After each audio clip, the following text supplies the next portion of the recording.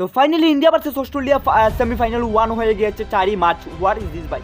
Semifinal 1 হয়ে গেছে India versus Australia আর India হয়ে গেছে সেমিফাইনাল 1 তোমার 4ই মার্চ। এবং ফাইনালি আমাদের ভারত কিন্তু জিতে গেল অস্ট্রেলিয়াকে হারিয়ে কিন্তু আমাদের ভারত জিতে গেল। খুব ভালো লেগেছে ভাই, অস্ট্রেলিয়াকে হারিয়ে আমাদের ভারত জিতে গেল এবং ফাইনালি আমাদের ভারত কিন্তু ফাইনালে চলে গেল। এবং কার সঙ্গে হবে এটা কিন্তু বলা যাচ্ছে না, এবং ফাইনালি এটা কিন্তু কনফার্ম যে দুবাই হবে। আমাদের ভারত কিন্তু দুবাই খেলবে এবং দুবাইয়ের মাটি হবে ফাইনাল ম্যাচ কিন্তু দুবাই মাটি হবে। এর মধ্যে কিন্তু আজকে হয়ে যাবে নিউজিল্যান্ড ভার্সেস সাউথ আফ্রিকার মধ্যে যেই জিতবে সেই আসবে দুবাই এবং ভারতের সঙ্গে ফাইনাল খেলবে ভারতের সঙ্গে চ্যাম্পিয়ন 2025। তো দেখা যাবে কার হাতে দেখতে পাবো আমাদের চ্যাম্পিয়ন ট্রফি। আমরা আশা রাখবো যে রোহিত শর্মার কাছে দেখতে পাবো চ্যাম্পিয়ন ট্রফি। তো বলতে গেলে আমাদের কালকে যে অস্ট্রেলিয়া ভার্সেস ইন্ডিয়া যে সেমিফাইনালটা 1 যে হয়েছে আমাদের দুবাইয়ে গিয়ে, এবং এটার বিষয়ে আমি এই ভিডিওর মাধ্যমে বলবো। তো আপনারা আমার শেষ অব্দি ভিডিওটা দেখবেন। এবং আমি প্রথম থেকে বলতে যাচ্ছি যে ওপেনিং ব্যাটসম্যানের কথা যদি বলতে যাই, যে রোহিত শর্মা এবং শুভমন গিল গিয়েছে ওপেনিং ব্যাটসম্যান করার জন্য। আমি সবাই প্রথমে বলে দিব যে টসে জিতে ব্যাট করে তোমার অস্ট্রেলিয়া তো যখন টসে জিতে ব্যাট করে নেমেছে, প্রথমে তোমার ব্যাট করার সিদ্ধান্ত নিয়েছে অস্ট্রেলিয়া তোমার টসে জিতে ব্যাট করার সিদ্ধান্ত নিয়েছে অস্ট্রেলিয়া। এর মধ্যে তার জবাবে কিন্তু বানিয়েছে 264 রান যখন বানিয়েছে, তখন আমরা ভেবেছিলাম যে ভারত কিন্তু পারবে না অস্ট্রেলিয়াকে হারাতে। কিন্তু অস্ট্রেলিয়ার বোলিং লাইন আপ কিন্তু খুবই স্ট্রং, বাট আমাদের ইন্ডিয়ান যে বোলিং লাইন আপ সেটাও কিন্তু অনেক স্ট্রং, কারণ আমাদের স্পিনার কিন্তু 4-5 জন আছে। 4-5 জন কিন্তু শুধু স্পিনার বোলার নয় আমাদের ভারতের। তো অস্ট্রেলিয়ার কাছে স্পিনার বোলার দুইজন স্পিনার বোলার আছে। এর মধ্যে যদি বলতে যাই, প্রথমে ট্রেভিস হেড কান্নি এবং তারা ওপেনিং করতে এসে ট্রেভিস হেডকে আউট করতে না পেরে আমরা খুবই ভয় পেয়ে গিয়েছিলাম। তখন কিন্তু খুবই ভয় পেয়েছিল, কেউই ট্রেভিস হেডকে আউট করতে পারতেছে না।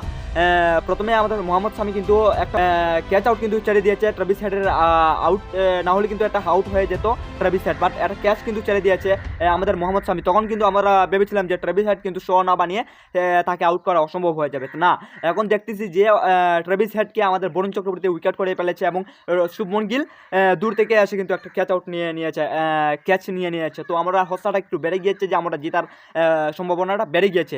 এর মধ্যে যদি বলতে যাই, আমাদের ট্রেভিস হেডে আউট করার পর কিন্তু আমাদের ভিতরে কিন্তু খুবই একটা জেতার সম্ভাবনা গিয়েছে আমাদের ভারত, এবং ফাইনালে যাওয়ার সম্ভাবনা বেড়ে গিয়েছে বরুণ চক্রবর্তী আউট করার পরেই ট্রেভিস হেডকে।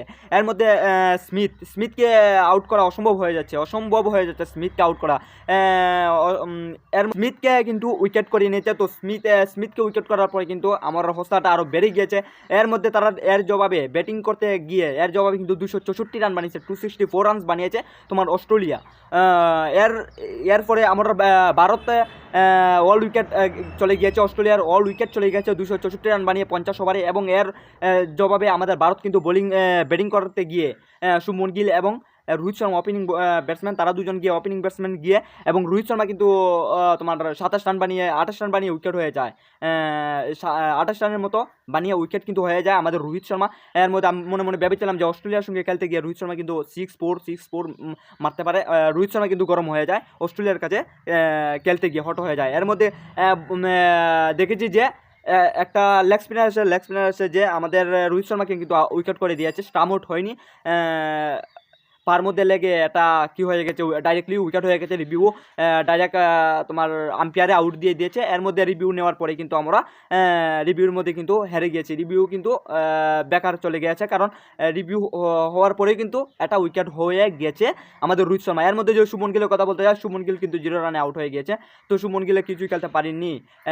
শুভমন গিল কিন্তু ডাইরেক্টলি শুভমন গিলের কোনো গলতি ছিল না। শুভমন গিলের ব্যাটার মধ্যে লাগে কিন্তু স্টাম্প আউট হয়ে গেছে। 2023 যে আমাদের বিরাট কোহলি যেরকম আউট হয়েছে ফাইনালে অস্ট্রেলিয়ার বিরুদ্ধে খেলে, ফাইনালে যখন 2023 ওয়ার্ল্ড কাপ ছিল সেটার মধ্যে যেরকম উইকেট হয়েছে বিরাট কোহলি, সেরকমই আমাদের শুভমন গিল উইকেট হয়ে গেছে। তো সেটা নিয়ে আমরা কোনো আলোচনা করবো না, কারণ এটা কিন্তু তোমার শুভমন গিলের কোনো গলতি ছিল না, এটা কিন্তু ভাগ্যর ছিল না, এবং ভাগ্য ছিল না, এটা রান বানাতে পারিনি শুভমন গিলে। তো যাই হোক, শুভমন গিল খুবই ভালো একটা ফর্মে ছিল, বাট এটা উইকেট হয়ে গেছে, এটা কোনো গলতি নেই শুভমন গিলের। তো এটা নিয়ে আমরা আলোচনা করবো না।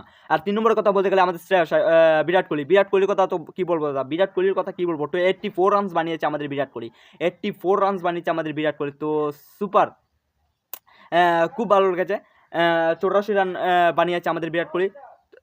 তো প্রথমে বিরাট কোহলি 3 নম্বরে আসে, বিরাট কোহলি কিন্তু 3 নম্বরে আসে এবং স্মিথের বরাবরই আমরা চাই যে স্মিথে এতটুকু রান বানিয়েছে, তো আমরা বিরাট কোহলির উপরও আশা রাখবো যে বিরাট কোহলি রান বানাতে পারবে। যখন রোহিত শর্মা এবং শুভমন গিল যখন উইকেট হয়ে গেছে তখন কিন্তু আপনার হস্তাটা একদম চলে গেছে, কারণ জেতার কোনো সম্ভাবনা নেই, একদমই নেই। কারণ যে জায়গাতে রোহিত শর্মা কিন্তু উইকেট হয়ে গিয়েছে সেই জায়গাতে আমরা প্রথমে ভেবেছিলাম যে রোহিত শর্মা 10 ওভার পর্যন্ত যদি থাকতে পারে তাহলে কিন্তু আমরা জেতার সম্ভাবনা বেড়ে যাবে, বাট আমাদের রোহিত শর্মা কিন্তু 10 ওভার অবধি থাকতে পারিনি। এর মধ্যে শুভমন গিলও 0 রানে আউট হয়ে গেছে। তো 140 করোড় মানুষের কিন্তু মন ভেঙে দিয়েছে, মন একদম ভেঙে দিয়েছে। যতটুকু আমি লাইভে দেখেছি, তো জিও হটস্টার মধ্যে 64 করোড় মানুষ আছে, এই 64 করোড় মানুষের মন কিন্তু ভেঙে দিয়েছে। এর মধ্যে টিভিতেও আরও মানুষের কিন্তু দেখতে পাচ্ছে এবং তারাও কিন্তু মন ভেঙে গিয়েছে। বাট না, এরপরে দেখছি যে আমাদের শুভমন গিলও কিন্তু 0 রান আউট হয়ে গেছে, তো আমাদের একদম মন ভেঙে গিয়েছে, করোড় মানুষের মন ভেঙে দিয়েছে। যখন শ্রেয়স আয়ার এবং বিরাট কোহলি যখন একটা পার্টনারশিপ হয়ে গিয়েছে তখন কিন্তু আমাদের খুব ভালো লেগেছে। পার্টনারশিপ হওয়ার পরে কিন্তু আমার খুব ভালো লেগেছে শ্রেয়স আয়ার এবং বিরাট কোহলি। তো বিরাট কোহলি কিন্তু 84 রান বানিয়েছে এবং শ্রেয়স আয়ার কিন্তু 50 রান বানাতে পারেনি, একটু লাগে 46 রান বানিয়েছে হয়তো। এরপরে কিন্তু 4 রানের লাগে তোমার 50 রান বানাতে পারেনি আমাদের শ্রেয়স আয়ার। তো যাই হোক, ক্যাচ আউট হয়ে গেছে। এর মধ্যে শ্রেয়স আয়ার যাওয়ার পর কিন্তু আমাদের এসে গেল অক্ষর প্যাটেল। রাহুল কিন্তু আসেনি, রাহুলের বদলে কিন্তু অক্ষর প্যাটেলকে নিয়ে এসেছে, কারণ অক্ষর প্যাটেল খেলতে পারে, ভালো খেলতে পারে 5 নম্বরে এসে, এবং অক্ষর প্যাটেলকে নিয়ে আনা হয়েছে। তো অক্ষর প্যাটেল তোমার বিরাট কোহলির সঙ্গে ভালো একটা পার্টনারশিপ করেছে, খুবই ভালো লেগেছে। আমি মনে ভেবেছিলাম যে অক্ষর প্যাটেল কিন্তু পারবে না, বাট আমি দেখেছি যে অক্ষর প্যাটেল কিন্তু ভালো একটা পার্টনারশিপ করেছে বিরাট কোহলির সঙ্গে এবং ভালো কিছু রান বানিয়ে গেছে। তো খুব ভালো লেগেছে।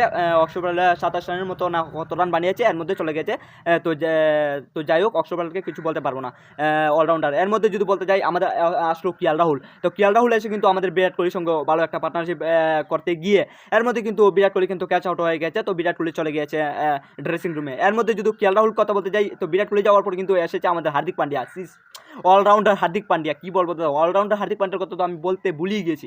হার্দিক পান্ডিয়াকে তো কী বলবো দাদা, হার্দিক পান্ডিয়া 3টা সিক্স মেরে দিয়েছে এবং যখন বল ছিল এবং রান আর বল কিন্তু বরাবর ছিল। রান যত লাগে বলও অতটা আছে, তো বল যতটা ছিল রানও অতটা লাগে। তো এর মধ্যে কিন্তু একটা মানে স্পিনার বলার অস্ট্রেলিয়ার স্পিনার বলার আমরা কিছুটা আটকে দিয়েছে। এর মধ্যে কিন্তু আমাদের হার্দিক পান্ডিয়া আসে, কিন্তু হার্দিক পান্ডিয়া 3টা সিক্স মেরে দিয়েছে। তো তাই সেই জন্যই তাকে বলা হয় যে আমাদের হার্দিক পান্ডিয়া, মুম্বাইকার রাজা হার্দিক পান্ডিয়া। তো হার্দিক পান্ডিয়া এসে আমাদেরকে তোমার 3টা সিক্স মেরে একটা 4 মেরে কিন্তু আমার ডাইরেক্ট উইকেট হয়ে চলে গেছে। তো খুব ভালো লেগেছে। 3টা সিক্সে 318 আর 6 18 19 20 22 22 রানস থেকে উপরে বানাইছে আমাদের। 23 রানের মতো বানাইছে আমাদের হার্দিক পান্ডিয়া। তো খুব ভালো লেগেছে। এর মধ্যে উইকেট হয়ে গিয়েছে হার্দিক পান্ডিয়া। তো হার্দিক পান্ডিয়া সেলিব্রেশন জানানো হয়েছে হার্দিক পান্ডিয়াকে সবাই মিলে এবং 3টা সিক্স মারার জন্য। এর মধ্যে যদি হার্দিক পান্ডিয়া যাওয়ার পরে যদি আমি বলতে চাই, তার রবীন্দ্র জাদেজা এসেছে লাস্ট অবধি নট আউট রয়েছে, আমাদের কেএল হলো লাস্ট অবধি নট আউট রয়েছে। এর মধ্যে লাস্ট পর্যন্ত আমাদের কেএল হলো একটা সিক্স মেরে ডাইরেক্টলি জিতে গেছে।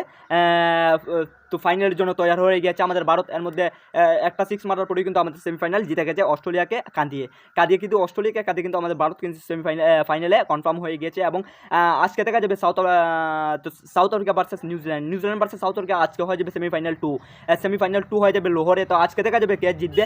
যদি সাউথ আফ্রিকা জিতে তাহলে কিন্তু আবার দুবারা হবে আমাদের Bharat versus south Africa champion trophy 2000 ফাইনালে। এর মধ্যে কিন্তু লাস্ট যে T20 ছিল তখনও কিন্তু আমাদের সাউথ আফ্রিকা ভার্সেস ইন্ডিয়া কিন্তু ফাইনাল হয়েছে। তো এটা আমরা আশা আবার রাখবো যে সাউথ আফ্রিকাই আসুক আমাদের ইন্ডিয়ার কাছে, এবং সাউথ আফ্রিকা ভাববে যে ইন্ডিয়াকে এবারও হারিয়ে দিব আমাদের ফাইনালে, বাট পারবে না, কারণ আমাদের ইন্ডিয়া তো ইন্ডিয়াই না ভাই, ইন্ডিয়া তো ইন্ডিয়া, ভারত তো ভারতই। এর মধ্যে যদি নিউজিল্যান্ড আসে কোনো ব্যাপার না। তো দেখা যাক আজকে হয়ে যাবে নিউজিল্যান্ড ভার্সেস সাউথ আফ্রিকা। তো আপনারা রেডি হয়ে যান সেমিফাইনাল 2 দেখার জন্য। 2টা 30 মিনিটে শুরু হয়ে যাবে। এবং আমরা আশা রাখবো যে সাউথ আফ্রিকা আসুক বা নিউজিল্যান্ড আসুক, যে কোনো টিম আসুক আমাদের ভারতের সঙ্গে খেলতে। এবং আমাদের জানাশোনা যে বিশ্বাস আছে আমাদের ভারত টিমের কাছে, টিম ইন্ডিয়ার কাছে, যে আমরা ভারতই জিতবে, ফাইনালটা নিয়ে আসবে এবং রোহিত শর্মার কাছে আমরা চ্যাম্পিয়ন ট্রফিটা দেখতে পারবো। তো এতটুকু এই ভিডিওর মাধ্যমে আর কিছু বলছি না। আপনারা যদি বলার থাকে তো আপনার কমেন্ট বক্সে বলতে পারেন। আপনারা যদি আমার চ্যানেল নতুন হয়ে থাকেন একটা সাবস্ক্রাইব করে দেবেন, আর ফেসবুক পেজ থেকে দেখা থাকলেন আপনাকে ফলো করে দেবেন, এবং কিছু বলার থাকে কমেন্ট বক্সে বলতে পারেন। আর যদি পছন্দ থাকে একটা লাইক করে দেবেন। তো এখানে ভিডিও শেষ করি। বাই বাই, জয় হিন্দ, জয় ভারত।